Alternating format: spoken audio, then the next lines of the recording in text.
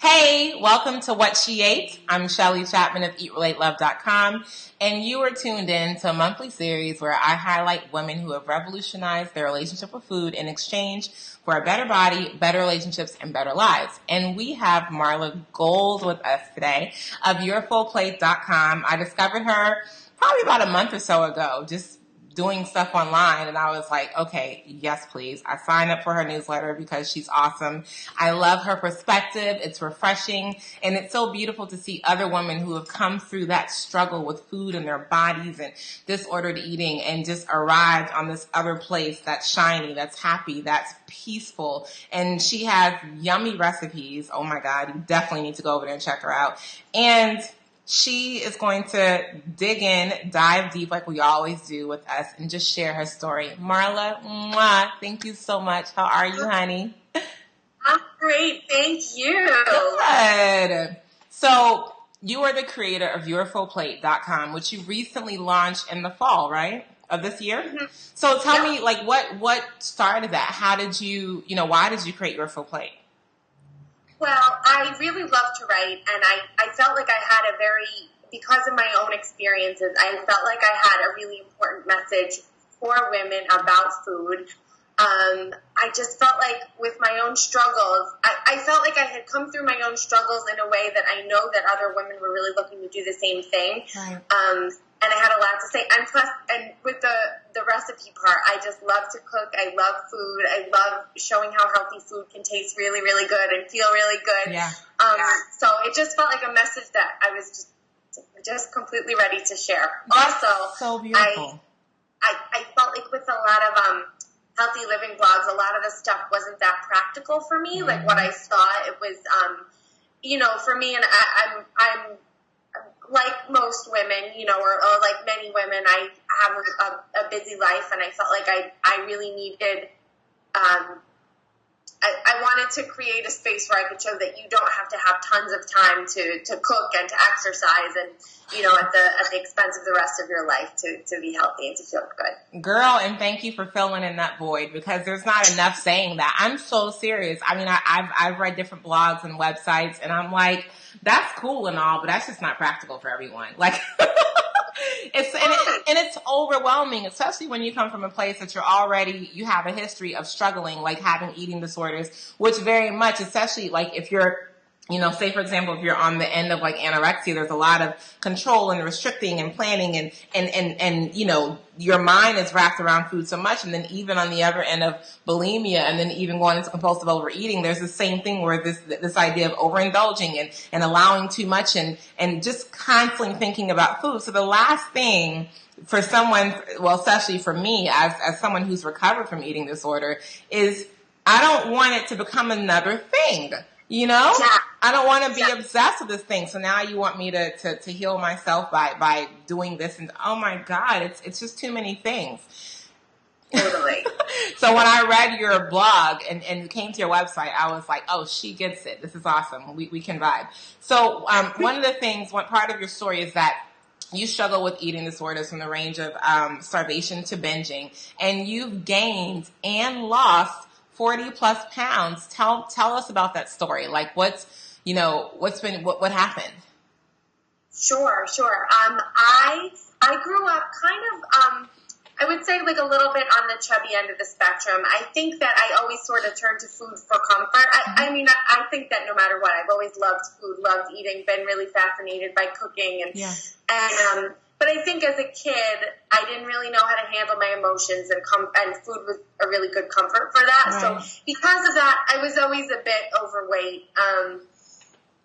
And when I got to college, it was almost like I just learned for the first time that it might be within my control, and I got like really into counting calories. And before that, I didn't even know what a calorie was. Like I wasn't happy with my body. Right. But I just, that world just had nothing to do with me. And then I got to college and had gained a little more weight while I was there, and it opened the world to me of like, oh my God, I can, if I restrict what I eat, there are all these calorie counters online, and if I eat this much and exercise this much, then I can look this way that I never thought I could before. Right. And I lost weight really, really fast. And I think it was just, I really don't believe in fast weight loss. Like for me anyway, the having gained it back and lost it again, for me, like the whole process of changing your body is just such a big deal that I felt like for me, like doing it so fast, I think I just had no time to catch up. I was seeing all these people and they were saying, oh, you look so great. How'd you do it? And I felt like really vulnerable, and it was just kind of crazy. And I also hadn't really solved any of the issues of why I had eaten in the first place. I just kind of, I just kind of jumped from like, not really feeling my emotions by stuffing them down to not really feeling my emotions because I was so obsessed with dieting. Wow. And both do you know what I mean? Both of them, I was kind of running away from myself. Right. So I gained it all back plus. And that was, you know, I'm so glad that that's a part of my story. At the time, I felt like a total failure. I was just so sad. I felt like all the people that had told me I looked so great before, I thought, what must they think of me now? I just felt totally out of control. I would, you know, go on these binges where I knew what I was putting in my body. It wasn't like I knew it was better to have, you know, whatever, the broccoli rather than the chocolate cake, but it was an addiction and I couldn't stop it. And I was just so sad. And then, you know, weighing over 200 pounds at my top weight, it was like, I just kind of one day just decided like, and that whole time I was gaining weight, I was always trying to lose it again. I was never just like, oh, whatever. Right. But one day I just thought, you know, I'm so sick of trying this and failing, and I'm gonna learn how to eat really well and see what feels good. But if this is my body, this is my body. It's not so bad, you know. I might weigh over 200 pounds, but I'm gonna find myself beautiful anyway, and I'm just gonna love myself exactly as I am right now. And then from there, it was just really easy to lose weight, and I did. It took a long time, but those 60 pounds just, you know, came off slowly but surely. No deprivation, no craziness, none of the calorie counting and, you know, sort of obsessive thinking I'd done before. Right. And it's been amazing. It's been so great. That's such a beautiful story. And girl, I'm so glad that you shared, because there's so many of us who've been in that predicament where we lose a bunch of weight and we lose it quickly, or in a way that we're not necessarily connected to how the weight got there in the first place. And so, of course, you know, people notice and people feel liberty to place their comments on your body all the time, whether you're small, whether you're big, it doesn't matter, right? And so you become addicted almost to the praise and the appreciation. And then when you change for whatever reason, the weight comes back on, you feel away, and we go through these like up and down, you know, battles. And I think it's timely that more and more women are coming out and talking about their relationship with their bodies and the way weight plays in that. And you also mentioned that when you got to college, like you didn't know anything about calories before, but when you got there, and I feel like high school, even middle school, girl. I remember when I was in middle school and I was at lunch and a girl told me she was on a diet. I was like, what? We were in 6th grade. I was so confused. But, you know, those times, and in college, you know, they talk about the freshman 15, and in college it's a little different because now you're on your own. You don't have your mom there. Eat your peas and broccoli, like, you know, so you have to make decisions on your own. And if we don't have that foundation or, you know, whatever that relationship with our food, then when we get to college, our decisions are influenced by what's in the mess hall or the cafeteria. You know, what our friends are eating and how people's bodies look. I mean, we become hyper aware of our bodies in that sense. And thank you so much for sharing that story. What exactly was it when you got to college that made you more aware than you had ever been about your relationship with food and how you could use it to change your body? You know, I think in a way it was I think it could have been a positive thing to start with, because I think it was, you know, I didn't have like a lot of friends in high school. I kind of just felt like I went to school with the same kids from when I was 5 to when I graduated high school. And I kind of just felt like, oh, this is sort of my lot in life. Like, I'm not one of the pretty girls. I don't have good hair or like whatever. Like, you know, all that. Right. bullshit we put on ourselves. I feel you. And then I got to college, and I just kind of saw I had like a whole new identity, sort of, or a rather clean slate than a whole new identity. And I felt like, oh my God, there is so much within my control. But I just don't think I wasn't in touch enough with what had gotten me there in the first place. And food was just kind of an easy thing to focus on, to feel like I had some control, when, like, you know, what really needed to be dealt with were the feelings that had been below that for so long. It was just really easy to focus on. And, you know, other people were doing it, and I was, like you said, like, from home for the first time, and kind of like a little bit more in control of everything I was going to eat. I don't know. So it could have been a positive change, but it wound up not being that positive. No, I totally get it. And like you said, it's I like to say it's food or feelings. And so it's a matter of, like, when you feel away, you ask yourself, do I need food or do I need feelings? And oftentimes than not, we need feelings. We need to feel. We need to emote. We need to understand what's behind it. And once you get to that place, you'll find that the red velvet cupcake or the pizza slice or whatever is just not even enticing anymore, because you got the satisfaction and healing that you needed. And one of the beautiful things I want to remind the audience that you said, as you said, that once you got to the point where you just got to a place of total self-acceptance to say, you know what, if this is my body, if this is how it looks and how much it weighs, so be it. I'm going to start loving it at this place. Girl, that is key and fundamental. I am so happy that you said that and that you had that epiphany and that you shared that, because the minute that we accept where we are, then we don't make room for who we're not. So all of those fat cells are really just extensions of pain, of unresolved trauma, of this, of that have nothing to do with our inherent being. So the minute we make room for love, everything else that is not love has no choice but to dissolve away. And I feel like that's the key to weight loss. It's not about running around the block 50,000 times and eating like carrot sticks and water. I mean, that's helpful to some degree. But the other part of weight loss is about body acceptance and not making room for any more fat to spread, because fat to me is just an extension of all of these unresolved issues that we have around our body. So once that's no longer an issue, it has no choice but to go away. Totally. I couldn't agree with you more. And I want to share something that I think that when I lost the weight and gained it back the first time, like, I was well aware of the fact that that I was eating to cover up my emotions, and I think that the difference between back then and when I finally was able to come to this accepting place, it wasn't just, I think I was in touch with the fact of, like, okay, I'm eating because I don't want to feel insecure, and I don't want to feel self-hatred, and I don't want to feel, all these other uncomfortable feelings. Right. But that wasn't quite enough to stop me. It was like, still, I would binge and overeat. I think what made the difference for me the next time around was, like, I was really willing to make changes in my life, and not changes that had to do with my diet and exercise. I mean, I was willing to not just say, okay, I want to eat because I'm upset about this or that. I was willing to finally say, like, you know what, this person is treating me badly, and I'm not going to let them treat me like that anymore. Do you know what I mean? So I think that was it was like, that was step one, was the feelings, and then from there I was like, I can't just feel these feelings. I've got to kind of act like I love myself. Yeah. You all hear that? It's not just about changes in your food and your diet. It's about changes in your life. Via Marla Golde at yourfullplate.com.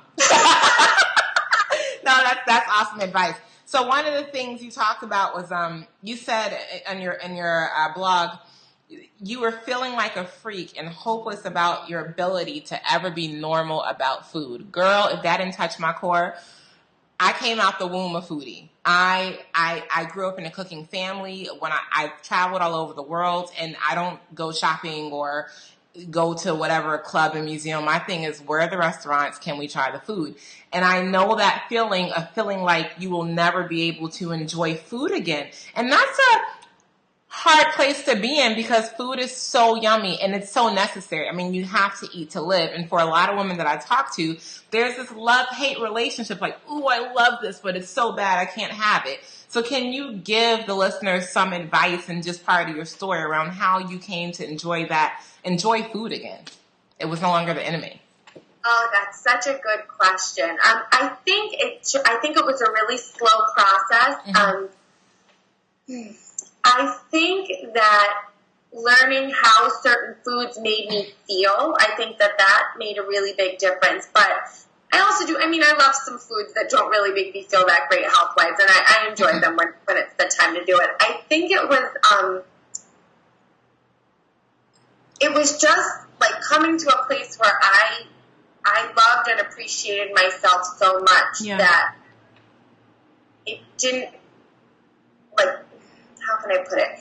It didn't really, like, to look at food, to be, like, putting all that on food and thinking of it as my enemy or something that was going to hurt me. It was like, I don't know. It was almost like I just sort of rose above it. How else can I say it?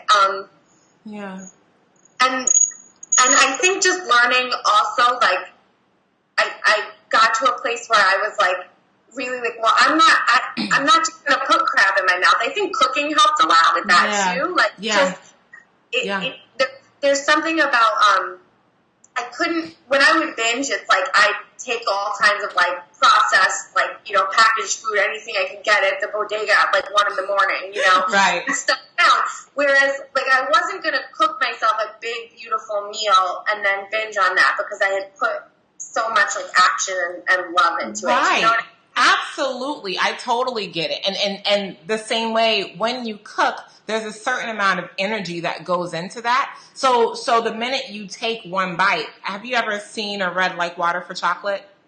Oh, no, I didn't. Okay, well, that entire movie is about this girl, Tita, who cooks. She's like the head cook at her ranch, and everyone experiences her life and her emotions through her food, because when she, like, the entire book is about how her food affected people, and it's ultimately a love story and romantic. But that idea that when you cook, you become instantly fulfilled, so you don't have to overload on that need to get that feeling. Whereas, during a binge, typically most people that I know, including myself, like, when I would binge, it was totally packaged food. It wasn't stuff that I baked or cooked or made or whatever, and it wasn't filled with love. It was just filled with processed foolishness, and still you're not eating because you're hungry. Obviously, you're not eating because you haven't had enough. You're eating because that feeling hasn't been felt. And so when you cook, and I love that you include recipes in your blog, then people bring their own loving energy into it, so you get enough. Like, you don't have to overindulge on that because it's there and you feel it instantly. One of the quotes that you have that I love, you say, all the healthy recipes in the world won't do a thing unless you recognize yourself for the amazing, lovable person that you are. Girl, you couldn't have said it better. I just want you to go into that a little more, and just how you came to that epiphany yourself. I think that from the struggles that I went through, I don't think I could ever, like, I think I said it before, like, I knew that the broccoli obviously was better than the chocolate cake, but I could not stop myself. And that's why, I think I know for a fact that there are many people that are morbidly obese, and they know how many Weight Watchers points are in every single food that you put in front of them, and it's not aware was it just didn't matter. If anything, it made it worse, because it was like, my God, I know exactly what this is, and I'm for some reason still can't keep from eating myself sick on it. So I think that.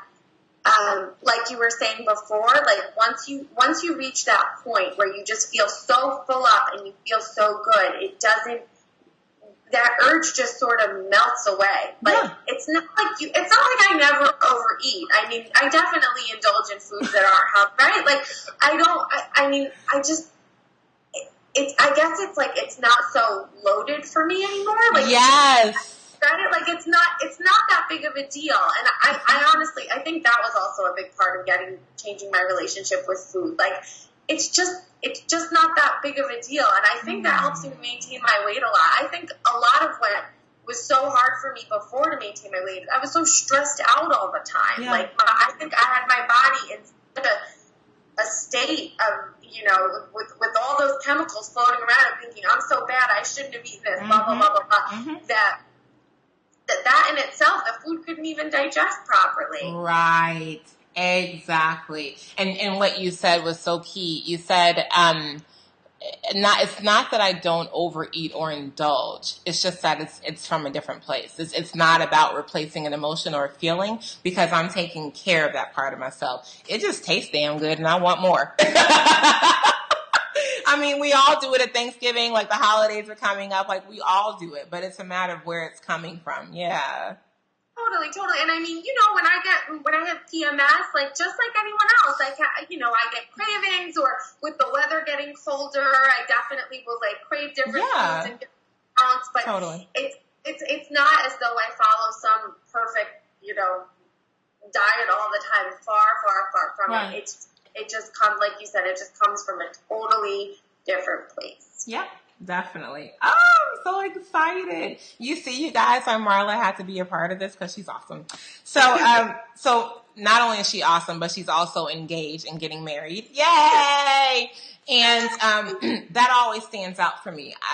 So much of my own eating struggle was a result of my parents' divorce. So it not only affected the way I related to food and my body, but it also affected the way I relate to relationships and men that I dated before I started my healing process. So what would you say, if any, that you noted were changes that when you started looking at your relationship with food and adjusting it, that you actually, in a sense, made room to, for a partner or for love? Like, how did that change? How was that affected?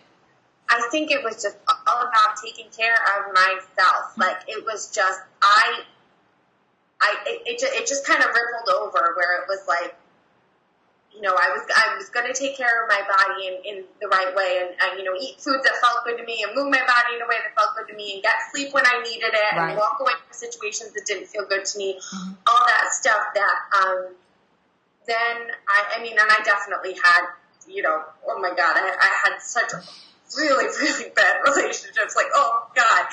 But, girl, don't I know?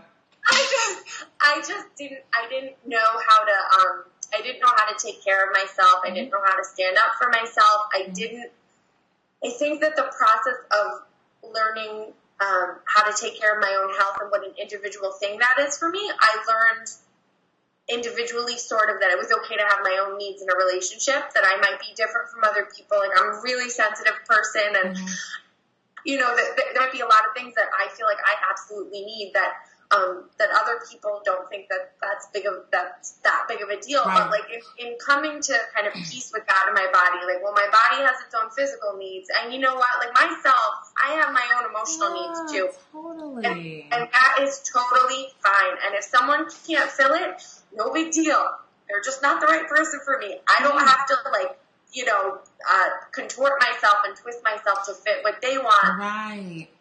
I'll just find someone who did, and I totally, absolutely, 100% did, and I'm so lucky, and I'm so grateful and so happy, and it all kind of fits together, That's beautiful. So it sounds like the one of the keys, because there's many keys, is when you start making room for love for yourself, then you make room for other people to give you love as well. Like, when you start taking care of yourself, when you start paying attention to what you need and recognizing that it's not silly to have needs, that it's pretty natural and normal, then you're able to ask for what you need in a relationship, and it grows and flows that way. Oh, that's so good. Congratulations, love. So where can people find you online and, social media? Like, how can people connect with you if they want to chat with you more?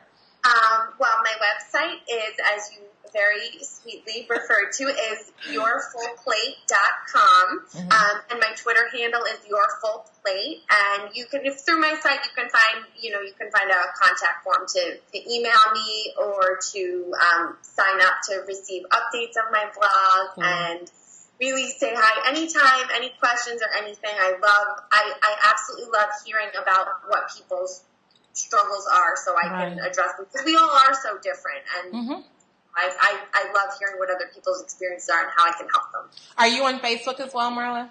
I'm actually not Okay. for the blog, but it's happening. Keeping an eye on the site, it'll get there. Okay, perfect. And she's very active on Twitter at Your Full Plate. So, I mean, that's how we met, and we chat all the time on Twitter. So that's really cool.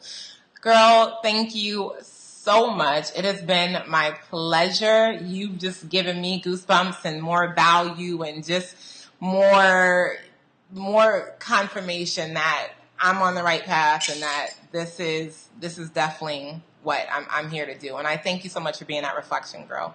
Oh, thank you so much. I enjoyed this so much, and you are the absolute best. All right, well, we'll see you later, and definitely stay tuned for what's next on What She Ate. And this has been What She Ate with Marla Golde. Bye.